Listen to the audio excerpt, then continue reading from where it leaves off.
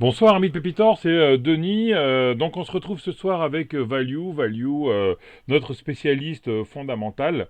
On va discuter un peu de comment créer son portefeuille dans un marché actuel, un marché plutôt baissier. Il vous expliquera tout ça tout de suite après le générique.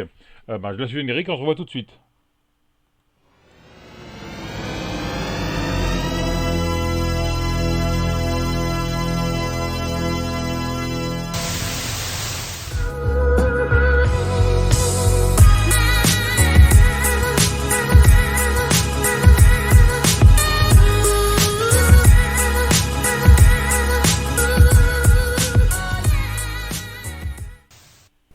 On commence comme d'habitude avec notre petit disclaimer pour dire que faites attention, il y a beaucoup de perdants en bourse et dans aucun cas notre chaîne donne des conseils, c'est juste des discussions entre passionnés.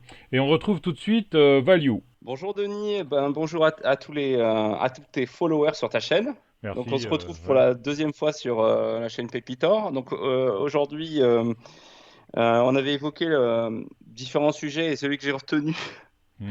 parce que c'est plutôt en lien avec les questions qu'on m'avait posées, c'était comment construire un portefeuille dans un environnement un peu compliqué qui peut Ouais. tuer un portefeuille, c'est-à-dire en gros un marché baissier. Donc Mhm. le but finalement quand vous restez en bourse, c'est un, de vous protéger de l'inflation, deux, effectivement, d'éviter les drawdowns trop importants, et surtout d'y rester. Parce que, objectivement, si déjà aujourd'hui vous écoutez cette vidéo, c'est que déjà vous avez fait quand même quelque chose de plus difficile, c'est que vous avez passé le S2 2021 qui était assez compliqué, Mhm. et surtout, les premiers mois de l'année, là, de 2022, sont très, très, très complexes.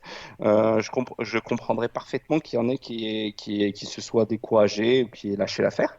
Donc, Mhm. moi, ce que je vous conseille dans tous les cas, ce que c'est pas vraiment un conseil, parce que j'ai pas l'habilitation à vous en donner, c'est un, d'essayer d'analyser ce qui se passe dans votre portefeuille, les valorisations, d'essayer les secteurs que vous avez en portefeuille, pourquoi vous avez ce type de valeur en portefeuille. Ensuite, derrière, c'est d'essayer de comprendre quels sont vos manques. Est-ce que ce qui a fonctionné finalement en 2020, 2021, c'est pas un peu plus la chance que vos compétences?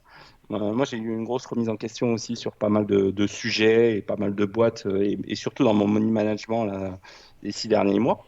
Donc, le but ici, c'était un peu de faire le point sur les notions dont on entend parler actuellement et qui finalement sont intéressantes, font les gros titres des magazines ou des analystes, mais derrière, c'est pas très concret et on ne voit pas trop comment ça se traduirait finalement dans notre portefeuille ou dans notre gestion.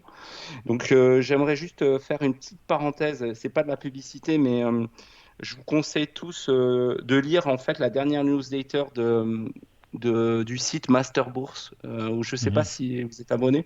Je ne sais pas si tu es abonné, Denis, mais en fait, il parle d'un sujet qui est vraiment, vraiment intéressant. Mhm. Moi, ça fait plus de 12 ans, un peu plus même, que je suis en bourse.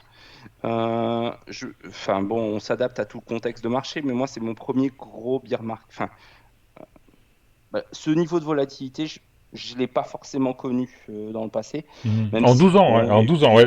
Donc il y c'est a eu la vraiment crise quelque chose de la, d'exceptionnel, quoi. Ouais. ouais, bon, il y a eu la crise de la dette d'Europe, Mhm. avec la possible sortie enfin, la crise de la dette européenne en 2011, en 2004. Enfin, on a eu quand même pas mal de choses sur les marchés, mais comme ça, j'ai jamais vu où la limite, à l'époque, peut-être que j'y attachais pas d'importance parce que je faisais beaucoup plus de Mhm. microéconomie et moins de macro. Je m'intéressais moins à la macro. Aujourd'hui, j'intègre effectivement un peu plus d'éléments de macro dans la gestion de mon portefeuille, parce que j'ai l'impression qu'on est plus dans un marché de flux finalement et de liquidité qu'un marché sur les basé sur les fondamentaux, hein. On a vu, hein, toutes les Mhm. bulles là, qui ont éclaté les unes après les autres, c'est que quelque part, il y a un élément un peu nouveau dans le comportement des marchés. Peut-être l'excès de liquidité, je ne sais pas. Donc, je vous conseille donc de lire cette newsletter parce qu'elle aborde un sujet qui est super intéressant, c'est la psychologie de marché, la psychologie de l'investisseur surtout. Et globalement, en gros, elle dit que globalement, les marchés sont toujours haussiers. À partir du moment où vous restez dans le marché, pas sur des sociétés un peu pourries, vous allez gagner de l'argent et beaucoup d'argent. Mais la chose la plus difficile, finalement, c'est de se dire que même si on fait du moins 20, moins 30% sur son portefeuille une année, au final, on va faire un x2, un x5 à 5-10 ans. Et du coup, c'est pas négligeable comme réflexion. Du coup, il faut D'accord. l'avoir en tête. Parce que Donc ça, toi, c'était dans un bear d'optimisme. market, comme ça, tu continues toujours à être investi à 100%, tu changes tout juste tes actifs. Tu décides pas de dire, ah ben, je réduis la voilure, j'investis à 30%, et puis, ou même à zéro, en disant, j'investis plus, je suis 100% liquide, j'attends le dip, et puis là, je reviens. Ouais, en fait, je vais parler de pour moi, hein, parce que c'est Mhm, plus facile. En fait, concrètement, moi, j'ai toujours eu une poche de cash dans mon portefeuille. mhm, Et jusqu'au crack, enfin le crack Covid, mars 2020, j'ai toujours eu entre 15 et 30% de cash dans mon portefeuille. mhm, Pourquoi? Parce qu'en fait, je voulais pas utiliser les produits à effet de levier, je voulais pas utiliser des SRD et parce que je voulais pas avoir la pression de mon broker pour libérer mes positions et donc vendre au pire moment. Et donc à partir de là, je m'étais dit, ben, tu te fais en fait un mini banque à l'intérieur de ton portefeuille. Et donc de temps en temps, quand tu sens qu'il y a un momentum ou une information que tu as qui peut finalement, dont tu peux profiter, t'appuyer sur cette poche de cash pour en profiter. Et ensuite, une fois que c'était fait, donc là c'était plutôt pour entre guillemets du trading ou de l'investissement sur des courtes mhm, périodes, hein. Mais quand je dis courte période, c'est pas la journée, hein, c'est 3 à 6 mois. Je reconstituais cette poche de cash, etc. Donc jusqu'au crack Covid, c'était un peu ça mon fonctionnement. Et c'était plutôt pas mal, ça m'allait bien. Ensuite, avec le crack Covid, j'étais investi à 100% mhm. voire un peu plus. Et depuis décembre dernier, j'ai reconstitué cette poche de cash. Et aujourd'hui, je dois avoir entre 25 et 35% de cash. D'accord. Euh, donc voilà, après je Donc, dois tu as avoir réduit la voilure aussi par rapport j'ai au réduit la marché voilure, je suis haussier revenu à un de fonctionnement fou. un peu plus normal en fait. Et l'autre truc aussi, c'est que après c'est lié à mon money management et à ma personnalité. J'ai une problématique actuellement de diversification dans mon portefeuille. C'est-à-dire que bon, ça va hérisser les poils de plein de gens, je pense, mais bon, à la limite c'est pas plus mal, c'est pas Mhm. grave, c'est Ça comme va ça. faire bouger les choses, c'est bien. Mhm. Non, mais bon, c'est pas, à la limite je m'en fous. Ma gestion, c'est ma gestion. Mhm. Dans mon portefeuille actuellement, c'est pas exactement ce que je vais vous présenter aujourd'hui. Mhm. Euh, j'ai un fonctionnement qui est quand même assez agile dans ma gestion, mais la problématique, c'est que j'essaye quand même d'aller épuiser les trous de valeur que j'estime présents dans le marché. C'est-à-dire que, enfin, on va dire que c'est une approche un peu momentum ou spéculative, je sais pas, mais dans cette optique-là, j'ai toujours quand même une notion de gestion de risque et, et d'analyse aussi des sociétés, etc. Il se trouve qu'aujourd'hui, je suis exposé sur beaucoup de matières premières et principalement, surtout sur le secteur de l'énergie. Mhm. Et si on regarde où sont produits ces deux éléments, c'est très peu en Europe, il y a très peu de small qu'on connaît en fait dans ces domaines-là. Donc c'est principalement des sociétés qui sont à l'étranger, dans des pays émergents. Mhm. Et concrètement, dans ces pays-là, tu as toujours les mêmes problématiques, c'est tu as des risques forex qui sont importants, des risques de parité, et des risques politiques, l'instabilité politique, etc., qui font que tu peux pas t'exposer plus un certain niveau parce que tu prendrais un risque de perte totale d'une partie de ton Mhm. portefeuille. Donc, du coup, j'ai été obligé de surdiversifier mon portefeuille. C'est-à-dire qu'au lieu d'avoir une société, par exemple, sur l'or, je dois avoir entre 5 et je dois avoir 3-4 sociétés dans ce segment-là. Sur la partie énergie, j'ai une dizaine de sociétés justement pour à la fois diversifier mon risque et mon risque à la fois macro, pays, et mon risque d'entreprise. Et donc, du coup, je me retrouve avec pas mal de boîtes. Et la problématique, du coup, dans cette approche-là, c'est que je ne peux pas déployer tout mon cash de toute façon parce que je me retrouverai à suivre en fait 50 sociétés et c'est pas possible. Mhm. Donc, du coup, aujourd'hui, aujourd'hui, je suis plus limité par mes capacités. Après, je pourrais prendre un ETF, etc. Mais bon, pour le moment, je suis plutôt à l'aise dans cette configuration de portefeuille.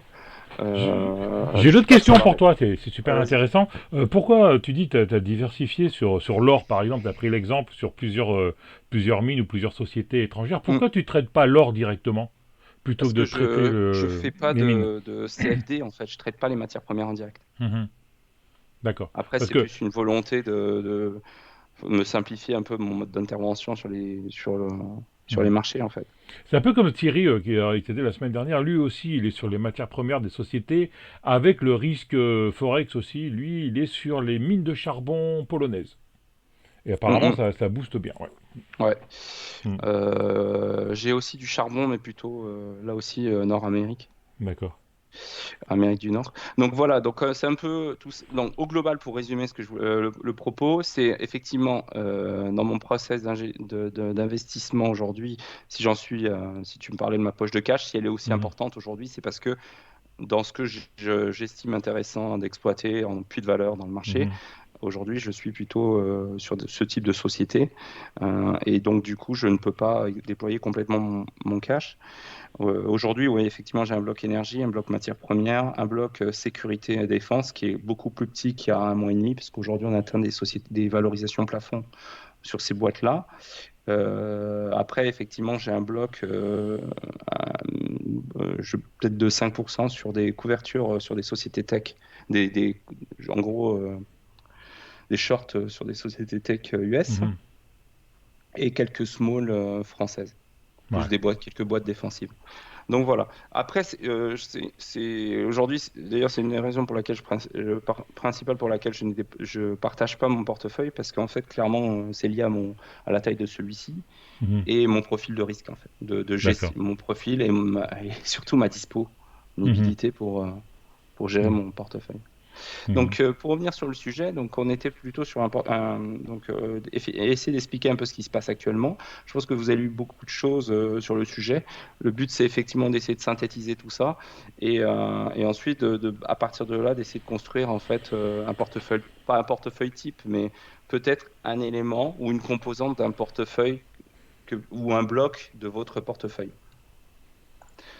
Donc tout d'abord, bien évidemment, l'avertissement, pour revenir aussi sur l'avertissement que Denis a donné Mhm. en démarrage. Donc, j'ai aucune habilitation à vous donner du conseil, donc ça, il faut vraiment l'avoir en tête. Il faut voir plutôt ça comme un exercice un peu pédagogique, de partage d'informations.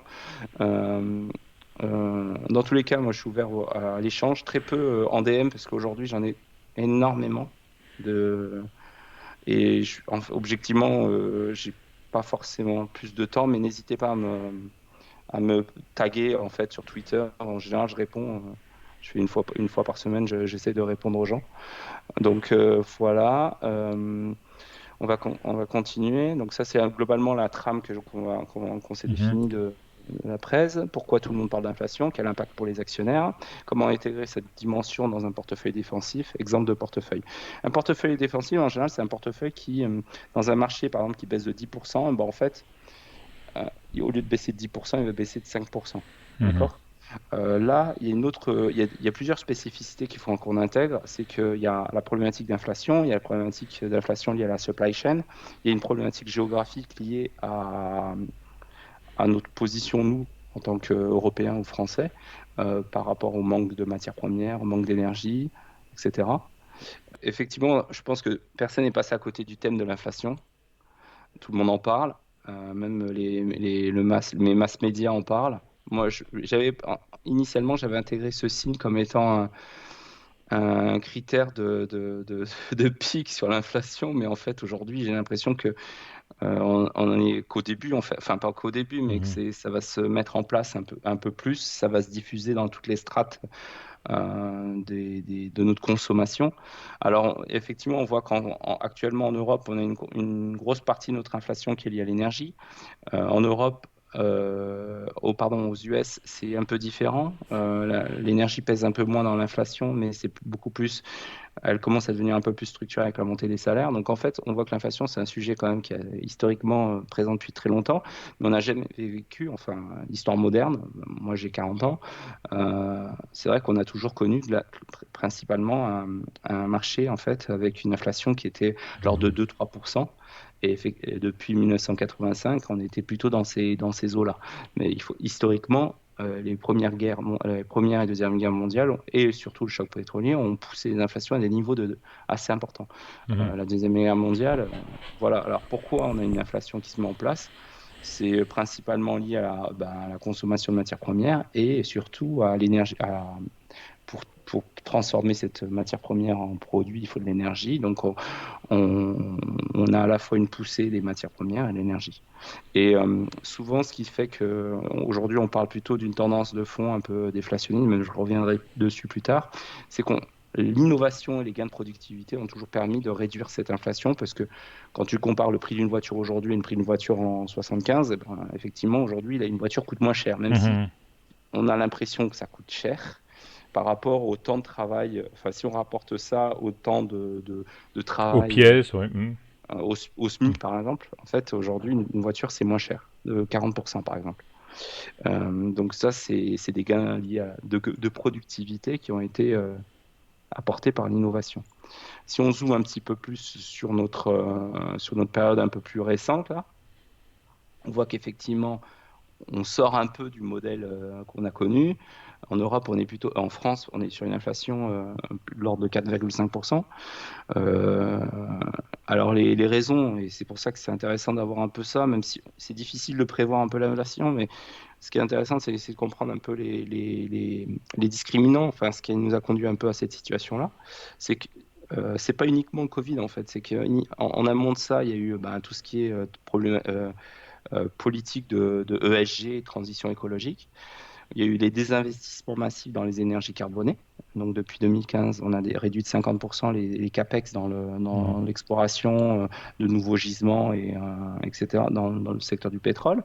Et ensuite, dans une situation un peu tendue, finalement, on a apporté un gros choc dans les chaînes logistiques qui ont fait que on a créé des goulots d'étranglement un peu partout dans toutes les chaînes logistiques. Et donc là, on se retrouve à Le flux avoir tendu, c'est ça, ouais. Le flux ouais, tendu. voilà. En fait, jusqu'à présent, on a toujours profité de cette mondialisation et de cette énergie pas chère, matière première pas chère. Et ensuite, ce qu'on a rajouté dessus, c'est on va limiter au maximum les stocks.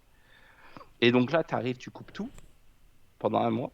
Mhm. Et derrière, quand tu repars, tu dois reconstituer tes Ouais. stocks. Mhm. Mais tu as un système qui s'est dimensionné pour ne pas avoir de stock. Donc Ouais. forcément, tu cours un peu après, après ta Ouais. prod.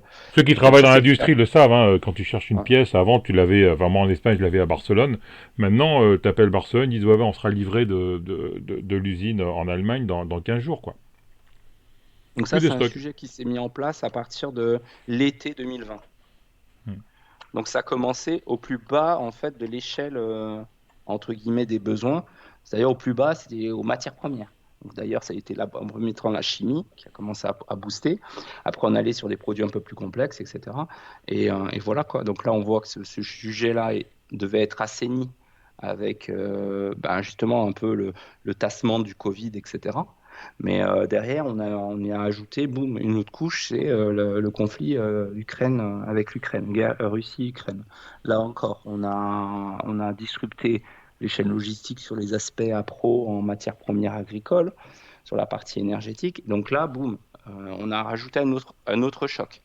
Donc là, il y a au bout d'un moment, en fait, ce qui peut se passer, c'est que tu as une inflation qui commence à devenir un peu moins gérable et voilà quoi. C'est un peu la situation dans laquelle on est. Donc la question c'est Mhm.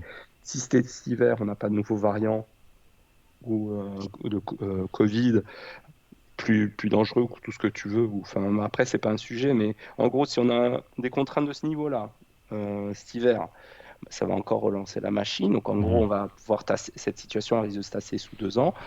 Ouais, mais là, au niveau politique sanitaire, on a bien compris. Enfin, en Espagne, on parle de grippaliser le Covid, c'est-à-dire que on parle plus de confinement, quoi. On dit, on va Mhm. prendre ça comme une grippe maintenant. C'est ça, quoi. C'est sûr Ouais. que si on nous reconfine, ouais, ça va redonner une couche à l'inflation, je pense, hein. Ouais, mais regarde par exemple au Q1, en fait, l'absentéisme lié au variant Omicron a créé quand même pas mal de contraintes, même Ah, en Europe. d'accord. en Mhm. France, tu Ah vois. ouais. Mhm. Donc, objectivement, on est un peu tenu à ce truc-là, qui est une grosse incertitude. Après, bah, effectivement, il y a le conflit. Est-ce que ça va se tasser ou pas? Est-ce qu'il y aura d'autres conflits un peu du même niveau qui vont se développer ailleurs, etc. Donc, tout ça fait que globalement, tout le monde est un peu inquiet, etc. Et que l'inflation, bah, en fait, on commence à la mesurer dans la vie du quotidien. Et en fait, elle a été vraiment matérialisée par le prix du baril, le prix de l'essence à la pompe. Là, les Mhm. gens, quand ils commencent à voir le prix de l'essence qui monte, ah bah là, de suite, ils commencent à se dire, mais purée, où on va, etc. Et en général, ça peut mettre en place un choc un peu déflationniste. C'est-à-dire, les gens consommeront moins de choses à Ouais. côté. Mhm. Parce qu'ils se disent, bah, le pétrole, le prix de mon plein, avant, il coûtait 60, là, il coûte 90 euros. Bah, je vais faire moins de déplacements et je vais commencer à contrôler mes dépenses. Bon, à la limite, à la limite, on n'est pas là pour faire de l'économie, de la macro, je suis pas du tout, en plus, c'est pas du tout mon sujet. L'idée, c'est comment ça se traduit pour nous, en fait, en tant qu'actionnaire et dans la gestion de notre portefeuille. Donc, est-ce que cette inflation est durable? Je résume un peu les éléments que je viens d'évoquer. C'est, bah, en fait, il est impossible de définir la trajectoire de l'inflation. Donc, c'est Warren Buffett qui dit ça. Donc, Mhm. il a dit, on ne sait jamais à quel niveau de prix l'inflation va aller, à la fois dans le mois prochain et dans les décennies à venir. Il n'y a qu'à voir les estimes, les publications qui sont faites et les écarts par rapport aux prévisions, au consensus à chaque fois. Il y a toujours des décalages. Mhm. Donc, par contre, ce qu'on voit, c'est que normalement, les problématiques de supply chain liées au Covid devraient se tasser. Bon, ça va prendre sûrement plus de temps que ce qu'on avait en tête. Mais globalement, la tendance à très très long terme, elle est quand même déflationniste. Tu vois, la digitalisation, l'informatisation, la robotisation, ça contribue quand même à baisser le prix des matières premières, des produits. Donc, euh, donc voilà, il y a sûrement deux échelles de temps, il faut essayer de les mettre en parallèle. Alors pourquoi on s'y intéresse? Parce qu'en fait, l'inflation, ça escroque effectivement la personne qui tient des obligations. Parce que quand on a des obligations qui te rapportent 1% par an et que tu as une inflation à 5-6% par an, Mhm. bah, tu perds 5% par an. Mhm. Elle escroque aussi la personne qui a de l'argent en banque, parce que forcément, quand tu as de l'argent qui dort, bon, effectivement, Tu perds. vaut mieux avoir de l'argent qui dort que sur Esker en 1er janvier. Mais Ou le sur truc, c'est que Cybergun, ouais. Ouais. ouais, ou Cybergun, ou toutes ces merdes. Enfin, pardon, c'est pas les mêmes sociétés. Mais Mhm. la problématique, en plus, c'est des problématiques différentes. Euh, Mhm. je vais me fâcher avec la team Esker. Ouais. C'est pas nécessaire. Donc, elle escroque la personne qui garde sa liquidité sous son matelas et elle escroque presque tout le monde. Mais après, la problématique de l'inflation, c'est quoi? C'est que si tu as des boîtes, en fait, qui empruntent à des taux très faible. Ok, donc ça, à la limite, ça peut ne pas être un problème. Mais qui font des marges très très faibles et qui, au final, sont sur des produits qui sont peu différenciants, eh ben, ils ont du mal avec l'inflation parce qu'en fait, leurs bénéfices vont être bouffés par ça et au final, à la fin, la boîte, elle peut quasiment déposer le bilan. Donc en fait, la problématique, c'est qu'aujourd'hui, pour nous, donc, c'est d'avoir en tête ce sujet-là, c'est de remettre en perspective les bénéfices de la boîte avec effectivement son taux d'endettement, son taux de profitabilité, pour voir un peu finalement si elle peut s'en sortir dans ce contexte-là. Mais il y a le deuxième sujet aussi, c'est les perspectives de croissance. On voit un petit peu que, par exemple, Amazon, toutes ces boîtes-là, elles commencent à avoir un retour de demande. Il Mhm. y a un peu moins de demande. On l'a vu sur Netflix, il y a eu des désistements de 2 millions de clients, par Mhm. exemple, sur le dernier trimestre. Il y a aussi des évolutions qui ont été apportées par le Covid, qui aujourd'hui commencent à se normaliser, qui fait que globalement, tu peux avoir des éléments que tu n'avais pas en tête, qui sortent un peu du chemin linéaire qu'on avait construit depuis quasiment 2008. Donc voilà, on passe au slide suivant. Conséquences pour l'actionnaire. Donc il faut miser sur les entreprises qui peuvent répercuter les hausses des coûts à leurs clients sans réduire le volume des ventes. Mhm. C'est la notion de pricing power. Le pouvoir de fixer le prix découle d'un positionnement haut de gamme, d'une innovation importante, d'une habilité de stratégie marketing. La boîte qui vient en tête dès qu'on parle de pricing power, c'est Apple. Mhm. Mais la question, c'est que moi, aujourd'hui, je préfère.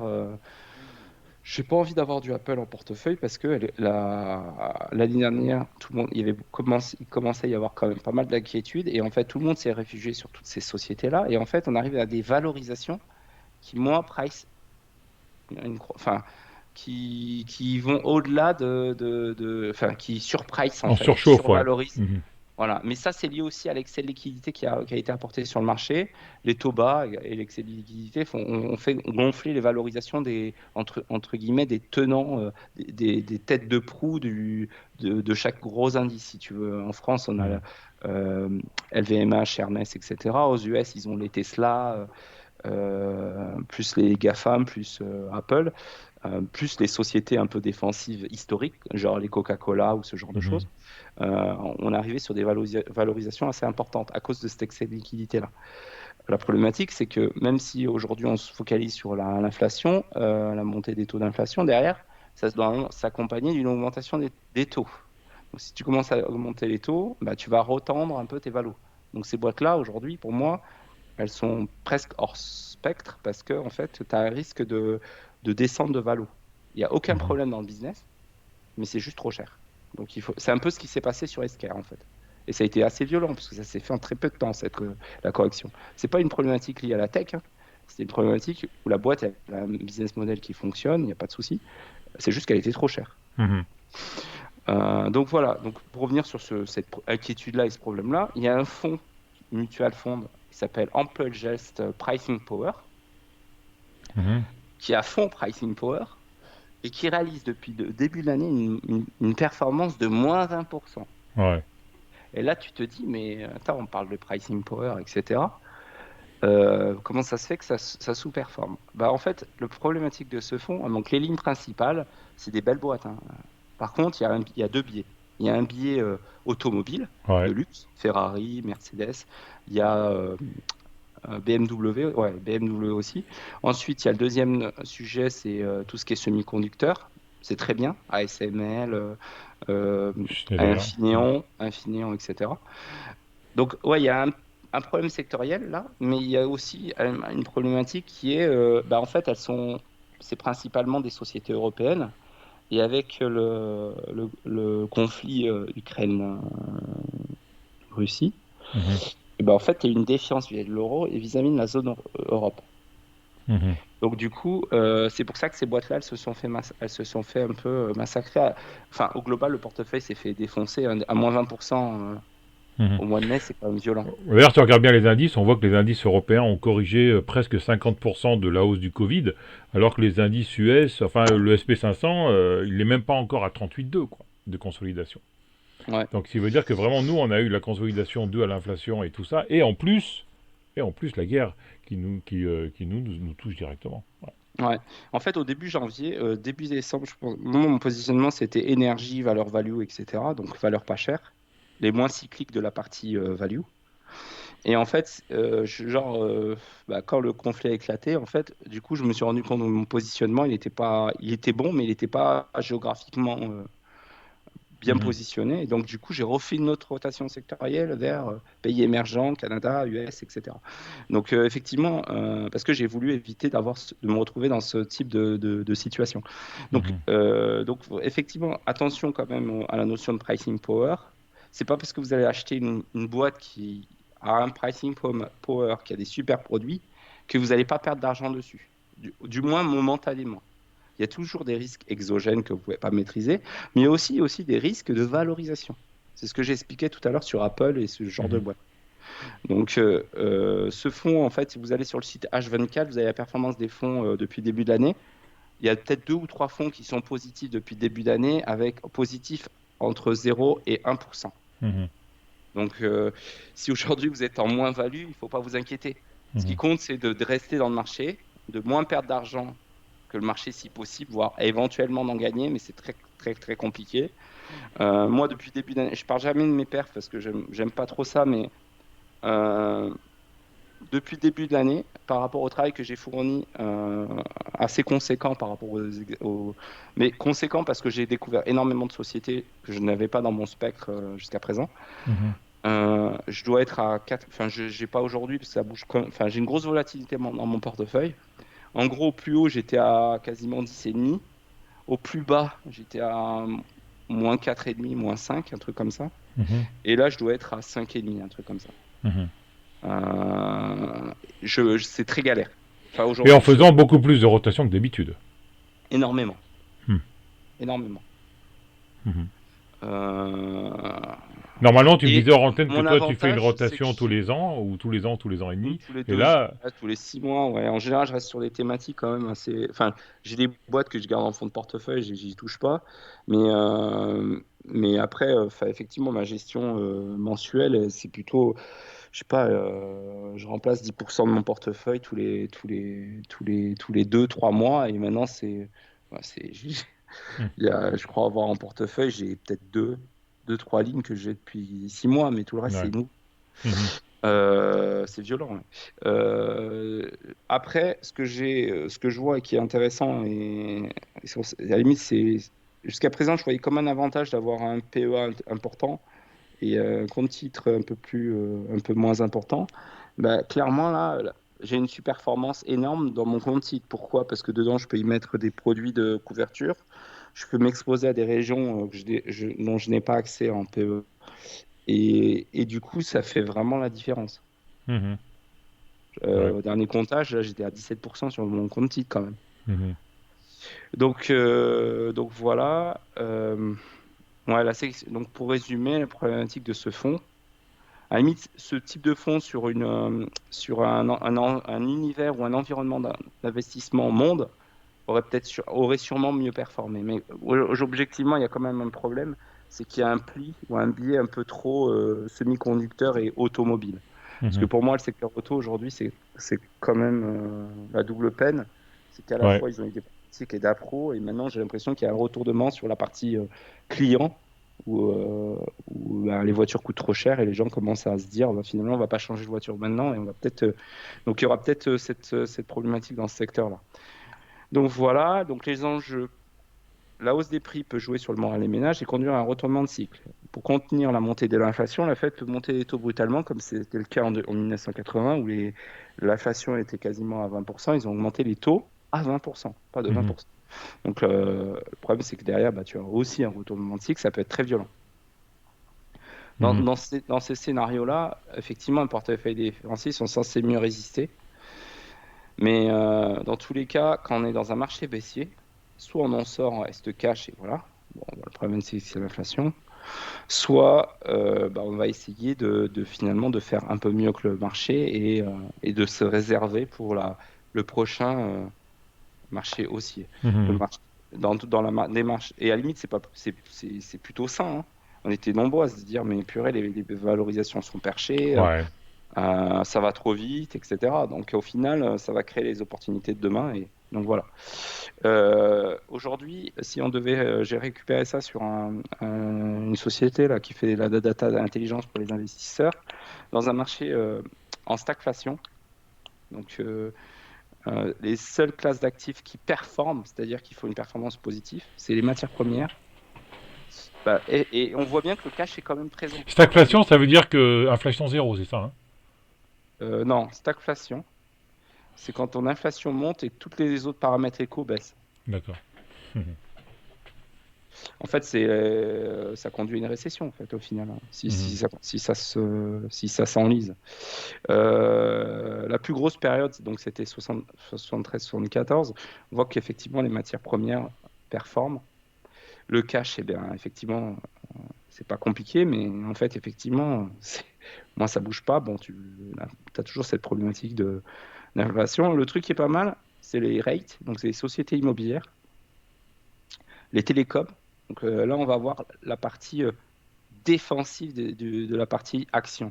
C'est les infrastructures, les sociétés pas chères, les mhm, value, la pharmacie, l'énergie, les télécoms et REIT. Et les REIT, c'est les sociétés immobilières US. mhm, En fait, actuellement, par exemple, enfin, tu vois, je sais que tu t'intéresses beaucoup, Denis, à l'IMO. mhm. Aujourd'hui, par exemple, tu peux t'endetter sur 20 ans à 1% dans un marché avec une inflation à moins 5, à 4-5% en France. Mhm. Donc finalement, si aujourd'hui, sachant que si tu, par exemple, j'achète un appart, je le mets en location, le prix de la location, il va suivre l'inflation. Donc je me suis endetté à 1%, sachant que finalement mes futurs flux, ils vont être indexés sur une inflation, et donc au final, je suis gagnant. Donc Ouais. c'est une situation qui est complètement folle, parce que normalement, dans un marché avec une inflation à 5%, tes taux devraient être à 5%. Ouais. C'est pas possible aujourd'hui, on a trop de dettes. Donc, objectivement, ouais, c'est pour ça qu'on en discutait la dernière fois de l'immobilier. Je pense qu'aujourd'hui, c'est un placement, entre guillemets, qui peut être intéressant.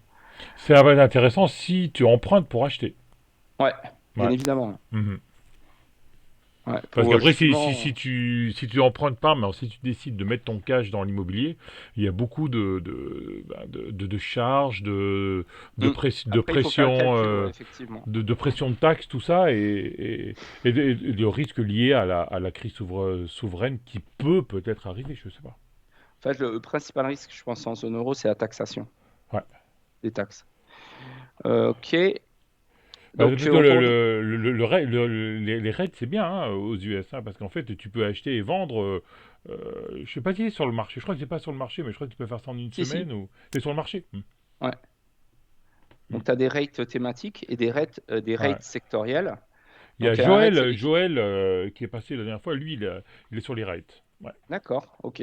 Bon, tu as des rates qui sont basés sur tout ce qui est santé, donc les cliniques, les maisons de retraite, tous ces trucs-là. Tu as des rates qui sont spécialisés sur les résidences étudiantes. Espaces Après, commerciaux. effectivement, Mm. les surfaces commerciales. Après, effectivement, il y a peut-être un choix à faire. Est-ce que si on a un risque de réduction de la conso, est-ce que tu veux te positionner sur ce genre de truc?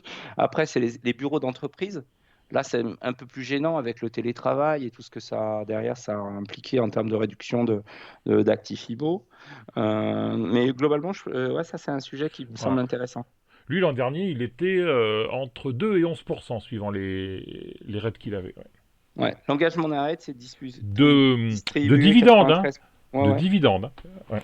Après, il y a le RAID la valeur du RAID qui lui oscille aussi. Ouais, la problématique, c'est principalement la taxation pour nous, Européens, Français, qui achetons ce type de société. C'est qu'on aura une retenue un peu à la source et une taxation à Hmm. 30% du coup maintenant aujourd'hui. Hmm. Donc voilà, si on veut revenir sur des sujets un peu plus actionnables, donc les boîtes, les actions, bah, concrètement, le bloc qui reste, c'est les sociétés défensives. Donc elles regroupent principalement donc, la pharma, l'agro, les services aux collectivités, l'énergie, les opérateurs de télécommunications. Ou sinon, si vous faites de l'analyse technique ou vous regardez pas trop les bilans, mais vous regardez plutôt le profil technique de la société, bah, faut vous focaliser sur le facteur bêta. S'il est compris entre 0 et 1, c'est que ça reproduit avec un facteur inférieur à 1 la variation des indices. Si le marché prend 10% et que votre bêta il est à 0,5, vous prenez 5%. S'il fait moins 10%, vous perdez 5%. Donc visez Hmm. des bêtas avec une valeur inférieure à 1. Effectivement, euh, dans les circonstances, quand le marché est haussier, il faut viser des sociétés avec un facteur bêta supérieur à 1. Et Mhm. quand le marché est baissier, il faut aller plutôt sur des boîtes avec un bêta inférieur à 1. Donc D'accord. voilà. Valeur défensive, là pour remettre une deuxième couche, ça c'est la sensibilité. On disait il y a un lien normalement qui devrait être plus direct entre l'inflation, le taux d'inflation et le taux d'endettement, taux des banques. En général, quand le taux monte de 100 points, les valeurs défensives, ça se traduit plutôt positivement dans leur bilan, dans la valorisation de la société. Par contre, pour les techs, quand les taux montent, en général, chez eux, ça baisse. Mhm. En fait, c'est lié au Ouais. modèle de valorisation, tu sais. Puis la tech a besoin de beaucoup de cash, donc non. Hmm, non, pas trop, en fait. C'est juste que les valorisations, elles sont faites, tu sais, quand tu as un modèle d'SF avec des valorisations à l'infini, quand dedans le coût de l'argent est proche de zéro, ta valorisation, enfin, je caricature, elle est quasiment égale à l'infini. Mhm. Et quand tu fais varier ce zéro, tu fais passer ce taux de 0 à 0,5, dans ton modèle, la valo, elle perd quasiment entre 20 et 30%. Tu vois? Franchement, Esker, c'est vraiment un cas presque d'école par rapport à ces notions de taux, en fait. Mhm. Donc voilà, donc on voit bien ce qui nous intéresse. Donc les sociétés, les sociétés qui sont enfin, qui sont plutôt favorables à ce type d'évolution, c'est la distribution, les ressources de base. Donc, on parlait des matières premières, c'est les sociétés chimiques, ce genre de choses. L'assurance, l'auto oublié. Ouais. Euh, les télécoms, parce que ben, en fait, les télécoms, ce qui est marrant, c'est que tu as un business qui est très endetté, mais en fait, tu as quand même des flux qui sont très réguliers. Tes clients, ils payent tous les mois leur facture. Donc, en fait, ça donne de la visibilité, de la récurrence. Et donc, c'est plutôt rassurant en face de stagflation. Ok. Voilà, donc la stratégie de portefeuille. Donc l'objectif, c'est de construire un portefeuille qui nous protège du contexte inflationniste et indirectement d'une hausse des taux. On sait que les taux vont monter, mais on sait qu'ils sont assez limités dans leur hausse par préserver les bilans des banques centrales. Donc aujourd'hui, on se focalise sur la hausse des taux. On va dire que voilà, c'est ça. Il y a deux orientations. Il faut trouver des sociétés qui ont une capacité à augmenter leur prix sans réduire leur vente. Toi, la Mhm. notion de pricing power. Ouais. Mais surtout, il y a aussi une deuxième notion que les gens oublient, c'est qu'il faut maintenir ses coûts d'entretien. Par exemple, une société, euh, quand tu as l'inflation qui monte, par exemple, par exemple, truc tout con, euh, les sociétés qui vendent des plants, des végétaux, là, Mhm. pour que tu puisses les planter dans ton jardin. Des pépiniéristes. Les pépiniéristes, Ouais. pardon. Ben, en gros, eux, ils sont dépendants à 400% du prix de l'énergie, quoi. En gros, Ouais. tu dois chauffer ta serre, etc. Bah, la problématique, c'est que, ok, c'est génial, hein, on aura toujours besoin de manger, etc. Mais tu vois bien que dans ce type de structure, eh ben, en fait, le coût d'entretien de la boutique, il augmente finalement, parce que Mhm. ton poids énergétique est beaucoup trop important. Donc, en fait, quand vous visez les sociétés style value, etc., les sociétés peu chères, industrielles, avec plein d'actifs, attention quand même. Quelquefois, l'inflation peut se traduire par justement un manque de contrôle des coûts à la fois de personnel. Bon, à la limite, ça c'est limité parce que en Europe, les salaires augmentent très peu. Par contre, sur la partie entretien du matériel, tous les coûts inhérents peuvent augmenter. Et donc, ça peut se traduire par une détérioration finalement du bilan. Mhm. Donc là, je propose 18 lignes, donc dans deux catégories. Une catégorie qui est dit asset light, donc qui a très peu d'actifs physiques. C'est plutôt des business de type plateforme, de concession, de business de licence, tu vois. C'est Mhm. qu'en gros, par exemple, au lieu d'aller, toi, on dit l'énergie c'est bien, il faut aller acheter du Total ou du Shell ou tout ce genre de trucs. En fait, je trouve presque plus intéressant et plus sécurisant pour un portefeuille long terme, résilient et défensif, d'aller sur des sociétés qui louent, entre guillemets, des espaces, des terres à des sociétés qui, elles, exploitent finalement le pétrole ou le gaz qui est contenu dans ces terres. Donc, la première société, donc, c'est Prairie Sky Royalty. Mhm. Donc, c'est une société qui gère finalement les redevances, donc les licences. En gros, au lieu de louer un bureau pour une entreprise lambda, bah, en fait, il leur dit, bah, écoute, dans ces terres, j'ai du pétrole. Moi, je veux pas y investir du matériel. Mais par contre, sur les flux que tu vas générer, et l'argent que tu vas gagner, je veux prélever 10%. Mhm. Donc, ce business, il est entre guillemets royal quand tu as une situation comme actuellement où tu as entre guillemets une nouvelle ruée vers l'or noir. Donc, par contre, il est très bien aussi en cas de récession parce qu'en fait, ils n'ont pas à supporter les charges liées à ces investissements, Mhm. aux investissements qui ont été réalisés. Donc la première société, donc c'est une société canadienne, c'est une société finalement qui loue des terres pour l'exploitation de pétrole et de gaz. Mhm. Ensuite, tu as les business de type plateforme. Et là, il y en a trois un peu similaires. C'est Euronext, ASX et Dutch Börse. C'est des plateformes de courtage. Donc, c'est notre Euronext que tu connais. Eux, Mhm. finalement, ils ont toujours à peu près les mêmes charges.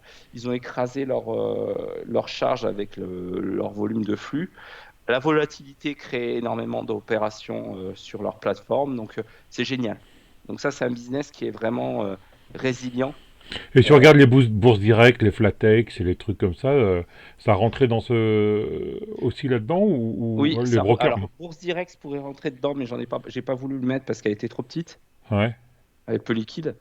Flatex des Giro, j'ai plus les valos en tête, mais ça pourrait rentrer dans ces, euh, dans ce scope-là. La question de la valorisation se pose, il faut Mhm. vérifier. Mais clairement, des sociétés qui profitent, en gros, des sociétés type plateforme pas trop chères, parce que les Mhm. trois là dont je t'ai parlé, on est sur des ratios VE sur EBIT quand même, enfin de ratios de valorisation qui restent très contenus. Mhm. Tu vois. Euh, ASX, par exemple, on est sur un ratio de l'ordre de 13 contre 16 en moyenne tu vois, 13 fois les profits contre 16 fois en moyenne. sur le secteur. Ouais, voilà, donc Ouais. c'est plutôt pas mal. Moi, je trouve que c'est des sociétés qui sont intéressantes à jouer, enfin à avoir en portefeuille pendant cette Mhm. phase-là. Ensuite, on arrive à la cinquième société, puisque les trois sociétés sont pareilles. Moi, ce qui est pas mal aussi, c'est, tu vois, quand je disais en mode de gestion, tu sais, au lieu d'en avoir une seule et finalement d'être associé à l'euro Mhm. pour Euronext, de prendre par exemple ASX, qui est une plateforme australienne, pour finalement diversifier ta devise. Donc là, Mhm. ça te permet aussi de compenser les faiblesses potentielles de l'euro liées au manque de matières premières et d'énergie, enfin, et des Mhm. problématiques géopolitiques dont on a parlé au début.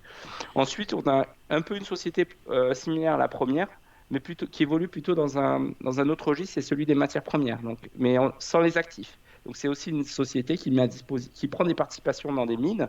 Donc, elle ne supporte pas finalement les investissements. Elle est actionnaire, si tu veux, de plein de sociétés minières. Mhm. Donc, pour toi, ça évite le risque de ce type de société. Et bah, elle récupère les flux. Donc ça, c'est plutôt pas mal. Ensuite, j'ai mis vente unique. Alors, Et, vente et unique, elle est Brigade Minéral, c'est que c'est une américaine ou c'est une ouais, anglaise ou... ouais, Mhm. US. D'accord. Ensuite, il y a Vente Unique, je pense que tout le monde la connaît. Alors, elle a bien corrigé depuis ben, le pic Covid, etc. Moi, ce que j'aime bien chez cette boîte, c'est elle a mis en place un modèle qui était quand même de croissance rentable et qui est plutôt intéressant. Je pense que sur 2022, ça risque de baisser parce que voilà, les consommateurs sont peut-être plus là, etc. Mais il y aura bien un moment où les gens vont se poser les bonnes questions. Ils vont se dire, bah, on va revenir dans l'e-commerce parce qu'en général, quand tu compares les prix, là, aujourd'hui, les gens, si tu veux, Mhm. se sont un peu désengagés de l'e-commerce pour faire des expériences dans le milieu physique, tu vois, pour aller dans les magasins et tout ça, parce que ça leur a manqué. Par contre, il y aura un moment où ils vont y Ouais. retourner, parce que bah, les prix, c'est là, si tu veux du prix, c'est là-bas que tu vas aller. Du prix, et Et puis surtout du stock, hein. Moi, j'ai refait mes salles de bain. J'ai commencé à acheter chez Leroy Merlin, pour pas le citer. Et Hmm. on me donnait 3 semaines de délai de livraison. Les 3 derniers trucs que j'ai achetés, j'ai fait Amazon. Et j'ai été livré en 3 jours. Un plateau de Donc, douche, enfin des trucs que jamais t'aurais pu penser acheter chez ouais, Amazon, quoi. Et c'est même pas une question de prix, hein. C'est une question de, ben, j'avais l'artisan sur place, il fallait qu'il ait dans la semaine, quoi. d'accord. Mm. Donc, en fait, globalement, ce qui est intéressant chez Vente Unique, c'est qu'ils ont quand même une capacité de trafic importante et ils vont mettre en place une marketplace, donc une Mm. plateforme où des fabricants, en fait, finalement, les fabricants en direct vont pouvoir proposer leurs produits. Mhm. Donc là encore, c'est un business un peu de licence, un peu à la Alibaba, si tu connais, en Ouais. Chine. Donc, Mhm. c'est top. Et aujourd'hui, c'est la plus chère des sociétés e-commerce. Ça, c'est quand tu compares à SRP, LDLC, etc. Mais je pense elle a quelque chose Enfin, c'est bien d'en avoir en portefeuille. Ouais, c'est pas très liquide, ça, quand même, hein, vente unique, hein. Ouais, c'est un peu moins liquide. Ouais, Ouais. c'est pas trop liquide, mais je trouve que enfin, franchement, je trouve que cette boîte, à moyen terme, elle a un potentiel intéressant. Ok. Ensuite, LDLC, bon, LDLC, j'en ai déjà parlé pas mal de fois sur mon compte Twitter. Donc, LDLC, on a vu on voit que c'est quand même la plus résiliente sur l'e-commerce. Tu vois, le chiffre d'affaires a baissé de 5%, 6% en year to year. Mhm. Par contre, ouais, le prix a bien baissé quand même. On est passé de 60 au plus haut à 30 actuellement. Donc voilà. Mais je pense que c'est un peu la même sanction pour toutes les sociétés d'e-commerce. Moi, je trouve que c'est pas mal parce que globalement, ils ont conforté leur. En fait, ce qu'on achète chez eux, si tu veux, j'aurais pu la mettre dans Pricing Power parce que c'est le distributeur tech ayant la plus grosse marge brute du marché. Mhm. C'est tout. Parce qu'ils ont quasiment 70-80% sur la vente des composants informatiques. Depuis le rachat de Top Achat, ils ont une position importante sur le marché. Là, j'ai l'impression qu'ils commencent gentiment à essayer à sortir un peu du segment des geeks. Mhm. Donc voilà, la boîte est pas chère. Je pense que un peu dans la même idée de vente unique, si demain les gens commencent à se repositionner sur e-commerce, je pense elle devra en profiter. Et enfin, la dernière société, donc c'est pareil que Prairie Sky et Brigand Mineral, c'est aussi une société de redevance, donc une société en fait qui met en location des terres pour l'exploitation soit de gaz, d'oil and gas pour la première, de matières premières pour la cinquième, et ici c'est de Mhm. l'or. Je pense que si demain l'or redevient important, intéressant, c'est souvent considéré comme une valeur refuge en plus en cas de récession. Je pense que ce type de société devrait être intéressante. Donc c'est un peu un portefeuille un peu 4-4 si tu veux, cette première partie entre des sociétés tech, des sociétés de distribution et des sociétés très corrélées aux matières premières, sans être directement liées au risque de ce secteur-là. Acheter des minières dans un portefeuille pour quelqu'un, je trouve que ça demande un peu c'est pas évident, quoi. Donc, la deuxième partie de ce portefeuille résilient, anti-inflation, etc., est plutôt défensif. C'est celui que j'ai appelé Pricing Power, mais c'est pas le même Pricing Power que le portefeuille d'Amplegest. Alors, c'est des sociétés qui ont le potentiel de répercuter les prix. Donc, la première société, c'est Nutrien. Nutrien, c'est une société US qui est spécialisée dans la production d'engrais. Donc là, il y a quand même, je pense, une tendance à 2-3 ans intéressante à exploiter à travers ce positionnement-là. C'est l'Ukraine et la Russie représentent un poste important sur la livraison des engrais à base de potasse. Donc même si, enfin j'espère d'ailleurs que on trouve une fin normale, Mhm. heureuse entre guillemets à ce conflit, je pense qu'il y aura une redistribution des parts de marché. Et une société comme Nutrien pourrait en profiter Mhm. parce qu'elle est positionnée vraiment. C'est quand même une très grosse boîte, donc je pense qu'elle en profitera directement. D'ailleurs, c'est un peu le cas déjà. Ensuite, on a une société qui est dans le transport maritime. Donc, on a vu que la fin finalement de cette problématique de récession, ça serait finalement d'assainir les bottlenecks, là, les problématiques de supply chain, donc de transport, des matériaux, des produits, etc. Donc, je pense que Orient Oversea entre guillemets devrait profiter encore de ce trend et de ces problématiques de pénurie et de goulot d'étranglement. Donc, c'est intéressant de la voir. Donc, c'est une société qui est basée, elle, à Hong Kong. Mhm. Ensuite, il y a Norsk Hydro. Donc, c'est le premier producteur d'aluminium au monde. Et c'est un des plus gros producteurs pardon, d'aluminium au monde. Là encore, c'est un peu la même logique que Nutrien. C'est pour profiter d'une redistribution des parts de marché en Europe, dans notre zone occidentale, des parts de marché de la Russie et de les redistribuer finalement à ce type de société. Elle devrait profiter, si tu veux, de l'absence finalement sur ce marché de la Russie et à moyen long terme finalement de récupérer leur part de marché. Ce qui est intéressant, tu sais, sur l'aluminium, c'est qu'on dit souvent que l'aluminium, c'est de l'énergie en briques. Enfin, Norsk Hydro bénéficie finalement d'un coût d'extraction, Mhm. pardon, d'un coût d'énergie très faible. Donc, ça les rend compétitifs sur ce matériau-là. Donc, Mhm. ils devraient bénéficier finalement 2 fois enfin, je pense qu'ils devraient profiter un peu de l'essor en fait des matières premières et en particulier celui de l'alu. Mhm. Il est norvégien, eux, ou... Non. Ouais. Ouais. Mhm. Meta, ben, tu connais, c'est Facebook. Donc, eux, ils ont un moat impressionnant sur la partie publicité en ligne. À 14 fois les bits avec la croissance qu'elle a, je pense que c'est pas cher.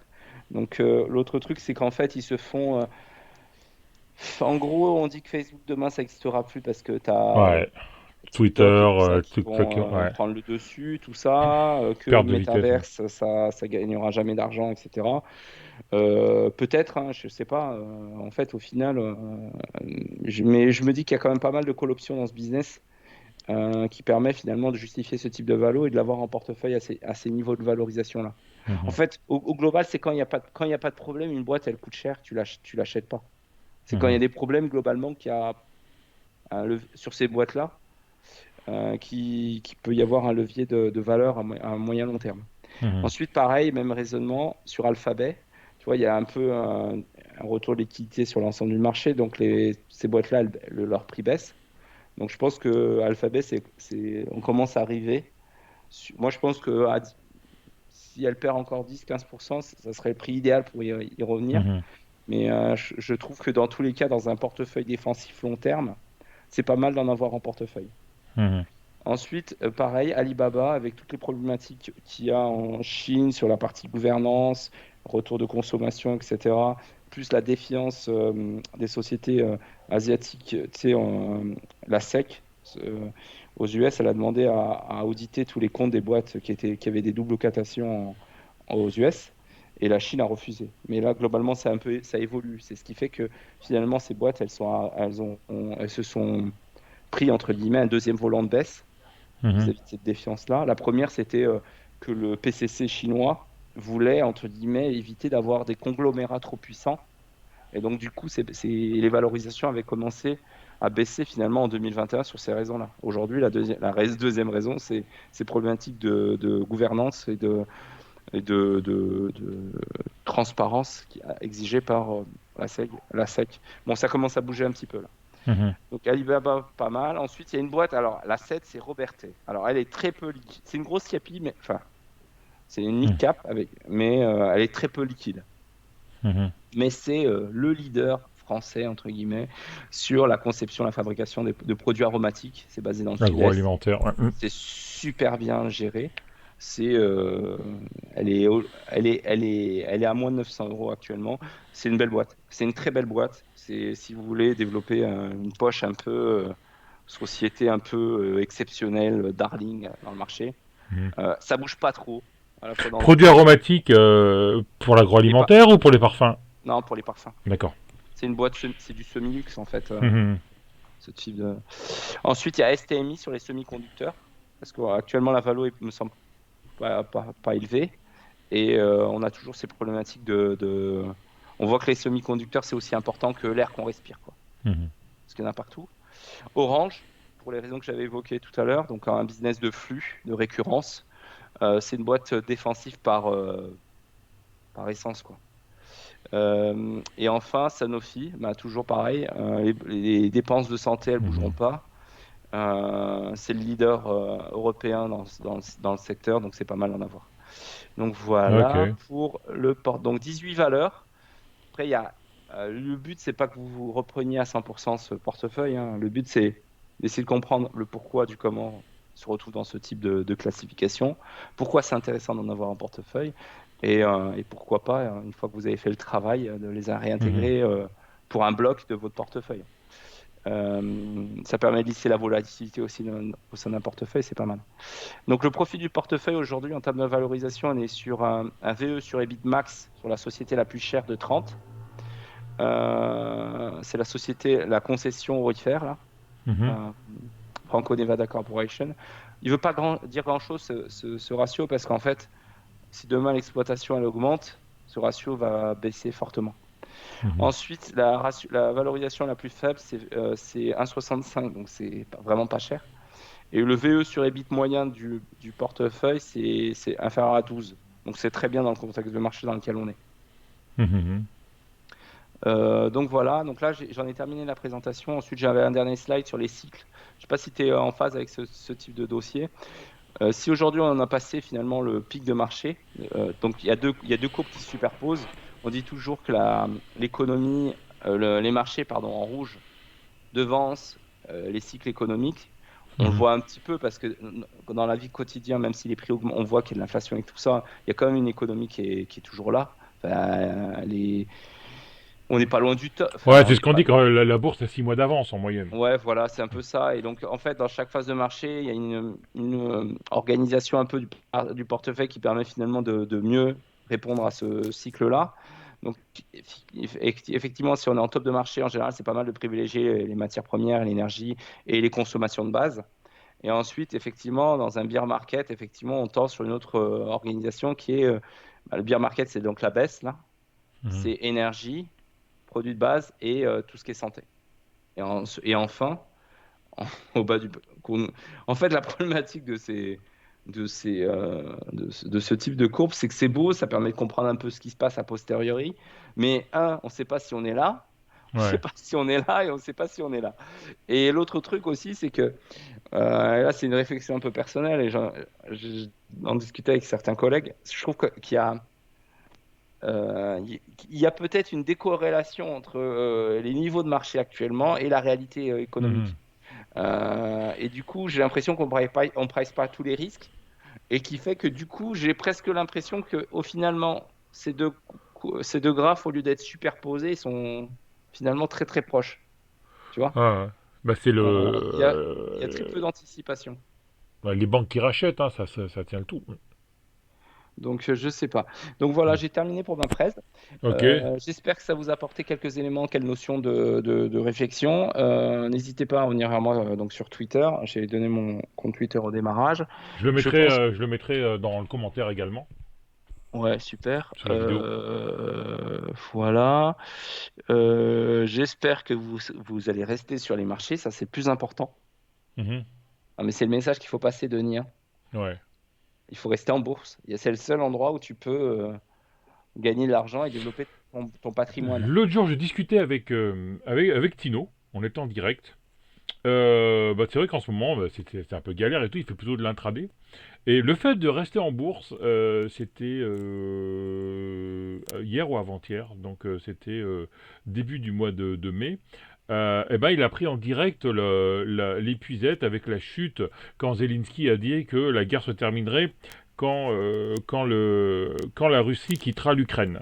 On a eu un dip de 2% en 10 minutes. Ça fait moins 2, enfin, on était à moins 1, on a fait moins 1, moins 3, moins 1, et il a fait son mois. Et parce qu'il était sur les marchés, et il faut être sur les marchés pour voir les opportunités et aussi pour garder le rythme, quoi. Ouais, bon, en fait, quand je disais rester sur les marchés, c'est pas forcément être devant les écrans tous les jours, hein. C'est plutôt, enfin, moi, je fais pas d'intraday. Ouais. Je suis l'actualité un format économique, voilà, mais j'essaie d'éviter le plus possible d'être justement devant un Hmm. écran. Ça, c'est de manière, je fais pas de trading, moi. Par contre, ce que disais, c'est que même si cette année, voire l'année prochaine, votre portefeuille baisse, voilà. L'idée, c'est de contenir cette baisse, d'éviter de prendre des risques inutiles, mais Ouais, surtout de d'accord. rester dans le marché parce que c'est le seul moyen à long terme qui vous permet finalement de gagner, soit préparer votre retraite, soit d'acquérir une liberté financière, soit d'arrondir vos fins de mois, etc. Mais après, effectivement, il ne faut pas avoir dans la bourse un marché comme ce qu'on a connu en 2020-2021 avec une grosse linéarité où tout allait dans le même Mhm. sens. Et voilà, c'est ça que je veux dire. En fait, le message à la limite que je voudrais passer aujourd'hui, c'est de dire aux gens, bien évidemment que c'est galère. On peut tous faire des années négatives. Moi, je me suis préparé à faire une année entre guillemets en perte cette année. Ça serait pas déconnant ni étonnant aujourd'hui. Le plus important, c'est que je serai là dans 10 ans. C'est tout. Et c'est Ouais. ça qu'il faut se mettre dans la tête. Si vous êtes, ou si vous arrivez à passer cette phase-là, je pense que entre le crack Covid plus la période d'instabilité, de volatilité qu'on a connue en 2021 au deuxième semestre, plus actuellement, je pense qu'après, ben, vous allez avoir tous les outils pour ensuite Mhm. gagner en bourse de manière constante et sur la durée, quoi. Ouais, c'est En fait, c'est important. ça mon message. Il n'y a pas que seulement en travaillant qu'on gagne de l'argent, hein. En travaillant, à moins qu'on ait un super boulot, quand on travaille, on survit, entre guillemets, et tout ça, c'est ce qui permet d'acquérir une liberté financière, de mettre du beurre dans les épinards, de partir en vacances, de faire sa retraite, etc., etc., etc. Ouais. Donc voilà, Super, ben merci Value. je t'en prie, Denis. On se retrouve au cours de l'année si tu as un peu de temps pour parler un peu de tout ça, si jamais on a un autre mouvement sur le marché. Comme d'habitude, laissez vos commentaires. Si vous avez aimé, laissez un pouce bleu, abonnez-vous à la chaîne. Et puis on se retrouve très vite, tous les vendredis, comme d'habitude, pour une nouvelle émission. Merci Value, ciao à tous. À bientôt.